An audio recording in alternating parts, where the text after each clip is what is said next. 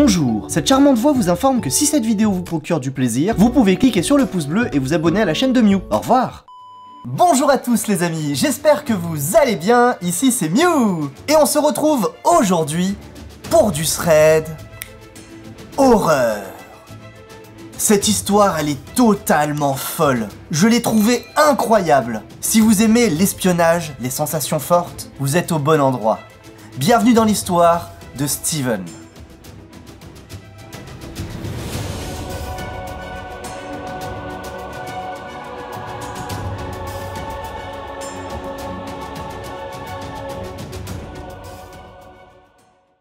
Cette histoire, elle se passe aux États-Unis et nous suivons donc Steven. Steven qui a maintenant 27 ans et qui travaille depuis plus de 5 ans dans une grosse structure, une grosse entreprise qu'on pourrait résumer à un central d'appel.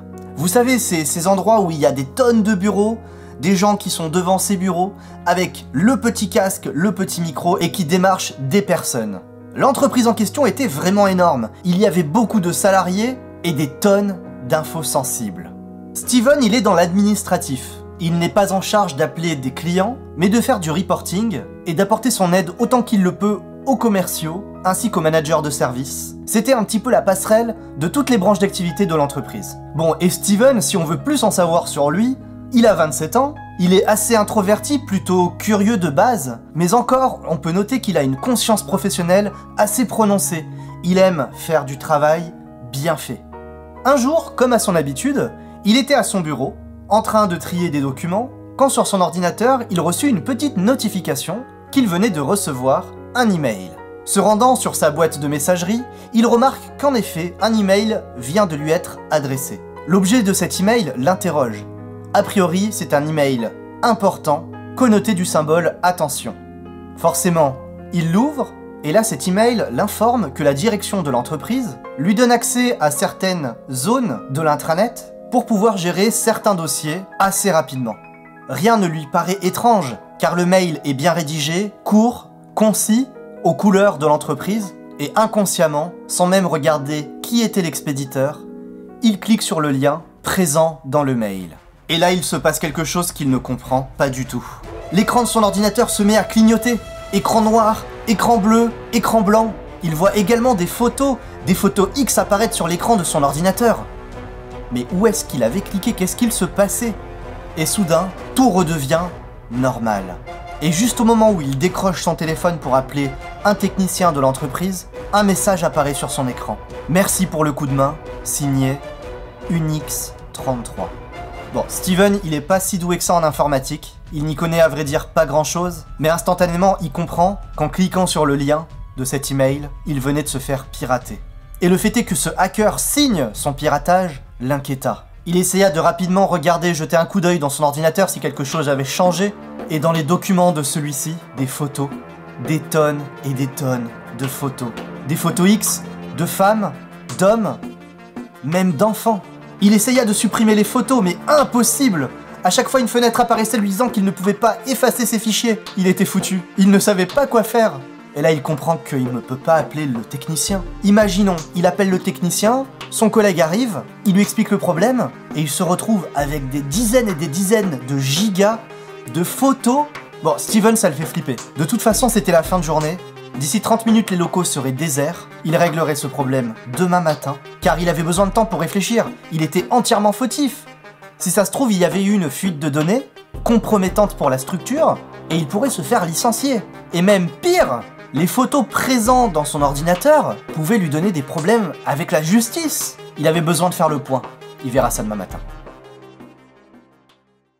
L'heure du départ arrive, et logiquement Steven prend ses affaires, et Steven sort du grand bâtiment, abritant les locaux de l'entreprise. Il n'avait pas envie de prendre les transports, il décide de marcher.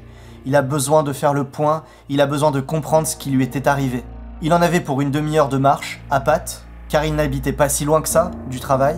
Et plongé dans ses pensées, il marcha automatiquement en direction de chez lui. La zone était assez industrielle, il n'y avait pas grand monde dans les rues, car la population préférait se déplacer en métro, et le peu de personnes dans les rues étaient dans leur voiture, pressés de rentrer chez eux. Steven était en train de regarder sur son téléphone portable, essayer de comprendre qu'est-ce que ça aurait pu être, chercher des infos sur internet, quand soudain, tout devient noir. On lui plaqua les mains dans le dos, on le tira avec force et on le jeta dans ce qui lui semble être un véhicule et on lui glissa à l'oreille « Garde le silence ». Il sent la piqûre d'une aiguille dans son cou et sombre dans l'obscurité. Steven reprend ses esprits, il fait totalement noir. Il se rend compte qu'il a les mains et les pieds attachés à une chaise et qu'il a toujours quelque chose sur la tête qui l'empêche de voir quoi que ce soit. Il essaye de se débattre quand soudain on arrache le sac qu'il avait sur la tête. Il mit bien quelques secondes à essayer de comprendre ce qu'il se passait, le temps que ses yeux s'adaptent à la luminosité, et il prend conscience qu'il n'est pas tout seul. Il se trouve dans un immense hangar désaffecté. En face de lui se trouvent 4 personnes en costume cravate. Ils portent tous des lunettes noires et sont assis à une table devant lui. L'un des hommes se lève et se rapproche lentement de Steven. Il glisse la main dans sa veste et sort une carte. « Bonsoir, monsieur Steven, je suis l'agent Brown. NSA. » Steven jeta un regard sur la carte qu'il avait devant lui. C'était un badge officiel de la NSA. Vous êtes présent ici ce soir car il y a eu une intrusion dans votre entreprise à partir de votre ordinateur. Vous ne le savez peut-être pas, mais votre entreprise travaille avec le gouvernement et tout ce qui touche à la sécurité du gouvernement nous concerne. Sachant que l'attaque est partie de votre ordinateur, vous êtes le suspect numéro 1 en ce qui concerne cette menace sécuritaire nationale. Steven n'en croyait pas ses oreilles. Il y avait des mecs de la NSA devant lui qui l'accusaient d'avoir piraté son entreprise ainsi que l'État américain. Là, il les arrête tout de suite. Il leur explique qu'il ne connaît rien à l'informatique, qu'il n'aurait jamais pu faire ce genre de choses. Il leur raconte l'expérience troublante qu'il a vécue plus tôt dans la journée. Il sent même des larmes monter au niveau de ses yeux. Il n'a pas envie de finir ses jours en tôle. L'agent Brown lève la main et lui indique que personne ici ne croit qu'il est fautif. Pour l'instant, cette cellule de crise est officieuse et ils sont là pour essayer de comprendre qui a pu faire ça et attraper le hacker. L'agent Brown indique également à Steven qu'il va être obligé de coopérer. Steven, au début, il comprend pas, il a pas envie de participer à un truc pareil, c'est pas un espion. Il est là, il taffe comme tout le monde, c'est un mec normal. Mais l'agent Brown, il veut rien savoir. Il lui fait clairement comprendre que s'il ne les aide pas à choper ce hacker, il se retrouverait en tôle, car sur son ordinateur, il y avait des tonnes de preuves, et cela serait suffisant. Il l'informe également que le hacker fait partie forcément de l'entreprise, que ça pouvait être l'un des collègues de Steven, un employé quelconque, un manager, voire même un directeur. Steven, il a clairement pas le choix. C'est très simple. D'un côté, il a la prison, de l'autre côté, il doit jouer aux agents secrets malgré lui. Forcément, le choix il est très vite fait. Et l'agent Brown continue à le briefer sur la mission. Nous allons vous déposer dans un endroit à l'abri de regard. À partir de là, vous pourrez rentrer chez vous. Nous allons vous fournir également une clé USB sur laquelle il y a un programme qui nous permettra de remonter à la source du problème. Il faudra la connecter au serveur principal de l'entreprise. Vous ne devez en parler à personne. Vous n'êtes pas la seule personne que nous envoyons dans les locaux en tant qu'infiltré, car la menace est sérieuse et nous avons des directives précises. Ne jouez pas au con avec nous. On remit un sac sur la tête de Steven, on le détacha et l'entraîna à monter dans un véhicule, et après de longues minutes, on le relâcha dans la rue, où il ôta le sac qu'il avait sur la tête et glissa la main dans sa poche. Une petite clé USB noire était présente. Qu'est-ce que vous voulez que je vous dise? À sa place, qu'est-ce que vous feriez? Vous êtes une personne lambda, vous allez à votre taf, vous faites vos journées de boulot, ça fait plusieurs années que vous bossez dans votre boîte, et là, du jour au lendemain, vous vous transformez en un super espion qui doit infiltrer sa propre structure pour trouver un ennemi d'État. Steven, il a tellement d'informations dans la tête qu'il arrive même pas à réfléchir. Il prend le chemin pour rentrer chez lui, et une fois chez lui, il s'écroule sur son lit et il s'endort. Le lendemain, Steven alla au travail comme à son habitude. Il devait suivre à la lettre ce que l'agent Brown lui avait indiqué, sinon c'était case prison. Il devait trouver un moyen d'accéder à la salle des serveurs. Cette salle des serveurs, elle était au 5e étage, juste au-dessus de ses bureaux. Heureusement, l'un de ses collègues qui travaillait justement à l'étage lui avait proposé de boire un café à l'occasion tous les deux. Et il savait qu'à chaque étage, il y avait une machine à café. Vers le milieu de matinée, il composa le numéro du poste de son collègue à l'étage et l'appelle. Il lui propose d'aller boire un café, mais non pas à son étage, mais à l'étage des serveurs, là où travaille son collègue. Son collègue lui dit qu'il l'attendait, donc Steven, instantanément, il sort de son bureau et se dirige vers l'ascenseur, tapotant la poche de son jean, vérifiant que la clé USB était bien présente. En montant à l'étage, dans l'ascenseur, il était en train de réfléchir. Comment est-ce qu'il arriverait à pénétrer dans la salle sécurisée des serveurs? En fait, c'était tout bête. Il avait qu'à lui dire qu'il avait envie de voir un petit peu la structure dans laquelle il était en train d'évoluer. Il n'avait jamais visité cette partie d'entreprise, que ça faisait plus de 5 ans qu'il était là, et qu'il voulait surtout savoir où est-ce que son collègue travaillait. Il voulait un peu mieux le connaître. Steven y rejoint son collègue à la machine à café, et tous les deux y papotent pendant plusieurs minutes. Et durant la conversation, Steven lui demande s'il peut lui faire une petite visite de l'étage, car il n'était jamais monté, tout simplement parce qu'il était curieux et qu'il avait envie un peu de mieux le connaître, de savoir dans quoi il travaillait, et qu'il n'avait surtout jamais vu un serveur de sa vie. Il ne savait pas à quoi ça ressemblait. Son collègue tourna la tête, regarda à droite, à gauche, vérifiant qu'il n'y avait pas grand monde, et lui fit un petit clin d'œil. Il allait lui faire le tour des locaux. Et même, il allait le faire rentrer dans la salle des serveurs. Ils parcourèrent tout l'étage. Il lui explique que ici se trouvaient les techniciens, que de l'autre côté se trouvaient les informaticiens, qu'il y avait le poste de sécurité au bout du couloir, et après 10 minutes à papoter, à lui faire visiter diverses salles, ils tombent tous les deux nez à nez avec la salle des serveurs, la pièce maîtresse de l'étage, une pièce ultra sécurisée, où il faut un badge de sécurité ainsi qu'un code d'accès pour y rentrer. Le collègue de Steven le regarde de nouveau, puis jette un coup d'œil encore une fois, à droite, à gauche, pour vérifier qu'il n'y avait personne à proximité.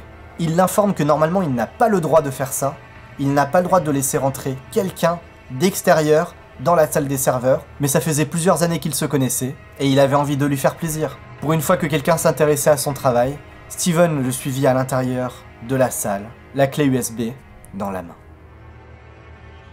Les agents de la NSA lui avaient précisé que la clé USB était indétectable, qu'il fallait seulement 10 secondes à peine pour que le programme dans la clé soit transféré sur le serveur, et il pouvait la retirer sans laisser de traces. Pénétrant dans la salle du serveur avec son collègue, il se retrouva face à d'énormes blocs d'électronique, ainsi que divers petits PC entre certains blocs. C'était vraiment impressionnant. Il fallait maintenant qu'il trouve un endroit pour mettre la clé USB sans se faire repérer. Trouver un endroit, c'était facile.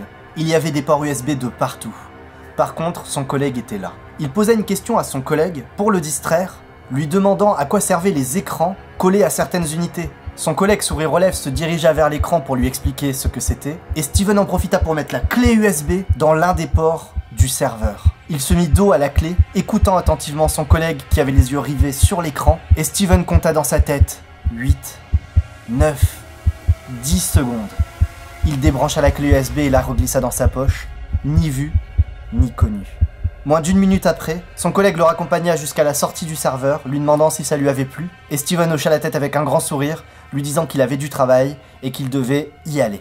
Les deux hommes se séparèrent, ça s'était bien passé, et ça avait été plus facile que prévu. Il retourna à son bureau et regarda de nouveau sur son ordinateur s'il pouvait trouver un moyen de supprimer ces photos qu'il avait essayé 100 fois de supprimer, mais qui refusaient de disparaître. Et à sa grande surprise, les photos présentes dans son ordinateur n'étaient plus là. L'ordinateur était de nouveau clean. Il n'y avait rien qui présageait que cet ordinateur avait été infecté par un quelconque virus ou une quelconque attaque. Steven s'allongea dans son fauteuil et souffla. Ça c'est fait. Le soir même, il sortit de son travail, imaginant que les agents de l'État allaient sûrement l'intercepter. Il n'en fit rien. Il retourna chez lui, et le lendemain matin, rebelote, même journée. Il n'avait bien évidemment pas pris la clé USB avec lui, il l'avait cachée dans son appartement, et pendant 4-5 jours, il ne se passa rien du tout. Les journées étaient standards. L'agent Brown ne le contacta pas, il n'eut aucune nouvelle des agents de la NSA. Au bout d'une semaine, il se posa des questions. Il avait fait le taf et on n'était pas revenu vers lui. Qu'est-ce qui se passait? Il chercha le numéro de la NSA sur internet pour contacter l'accueil, éventuellement demander à voir l'agent Brown, essayer de lui parler, comprendre où est-ce qu'en était l'affaire, savoir s'il pouvait se reposer, savoir s'il pouvait souffler. Et sur le chemin du retour, pour rentrer chez lui, le soir, après sa journée de travail, il composa le numéro qu'il avait trouvé précédemment sur internet et demande au téléphone à parler à l'agent Brown. La personne au téléphone lui répond qu'il n'y a pas possibilité de parler à un agent spécifique, surtout que des Brown il y en a plusieurs. Il lui fallait le numéro du badge, le numéro de l'agent. Il raccrocha subitement quand il aperçut dans la rue un homme en costume, lunettes fumées, marcher vers lui. Il s'agissait de l'agent Brown. la rue était comme à son habitude, déserte. Et de nouveau, un sac sur la tête, une piqûre dans le cou, et il s'effondra inconscient. Il se retrouva dans la même position que la dernière fois, attaché sur une chaise, les mains, les jambes, il ne pouvait pas bouger. On lui retira le sac de la tête, et devant lui, toujours, les 4 mêmes personnes. Il avait du mal à distinguer les visages, surtout avec leurs grosses lunettes fumées. L'un des agents se leva et lui raconta qu'il avait réussi. Le petit programme qui était installé dans la clé avait réussi à faire son effet. Et là, l'homme que supposait Steven d'être l'agent Brown se leva, se dirigea vers lui tout doucement, s'accroupit et lui dit avec un visage fermé « Je ne suis pas un agent spécial de la NSA. Personne ici ne fait partie de la NSA. Je ne m'appelle pas agent spécial Brown. Nous sommes des hackers. Tu t'es fait piéger. Grâce à toi, nous avons pu rentrer dans le sous-réseau de ton entreprise. Nous avons siphonné l'intégralité des données et nous conservons toutes les preuves sur ton ordinateur. Comme quoi tu aurais pu nous aider si jamais tu décides de parler à qui que ce soit de cette histoire. Si au contraire, tu gardes le silence, tu ne dis rien à personne, il ne t'arrivera absolument rien. Tout ce qu'il y avait sur ton PC a pour l'instant été effacé, mais nous avons toutes les infos te concernant. Nous pouvons te faire sombrer alors que nous allons disparaître. Nous savons même que tu viens de contacter la NSA, nous savons absolument tout de toi. Nous t'avons mis sur écoute, nous te surveillons et nous te surveillerons. Steven était interloqué, et avant qu'il puisse dire quoi que ce soit, de nouveau, un sac sur le visage, une piqûre dans le cou. Il reprit conscience dans une petite ruelle, par terre, entre 2 poubelles. Il s'était fait avoir. Et le pire dans tout ça, c'est qu'ils avaient sûrement raison. Ils ne pouvaient absolument rien faire. Ils ne pouvaient qu'espérer qu'il tienne parole et qu'il le laisse tranquille. Plusieurs semaines se passa où Steven reprit le rythme habituel du métro, boulot, dodo. Il se posait constamment beaucoup de questions, mais il ne pouvait absolument rien dire à personne, car il était complice, et il n'avait qu'un seul objectif, reprendre sa vie en main et éviter tout problème. Il ne pouvait plus rester dans son entreprise à ce poste, c'était plus possible. Trop de stress, trop de méfiance. Il ne savait pas si un jour quelqu'un allait tirer une sonnette d'alarme sur un piratage. Il se ferait pointer du doigt obligatoirement à ce moment-là. Il devait disparaître, il devait partir. Il décide alors de démissionner, et change même de pays pour venir en Europe, plus précisément en Espagne, où il décide de reprendre un emploi loin de l'informatique, en tant que vendeur de voitures d'occasion, et c'est seulement une fois là qu'il comprit qu'il avait repris sa vie en main, même si toujours le doute subsistera, est-ce qu'un jour quelqu'un viendra et me demandera des comptes? Car sait-on jamais, peut-être qu'un jour, il se fera prendre. Bon, j'ai oublié de faire l'outro de la vidéo. C'est inadmissible, tu m'entends? Et en attendant une prochaine vidéo, je vous fais des gros bisous. Prenez soin de vous et je vous dis ciao!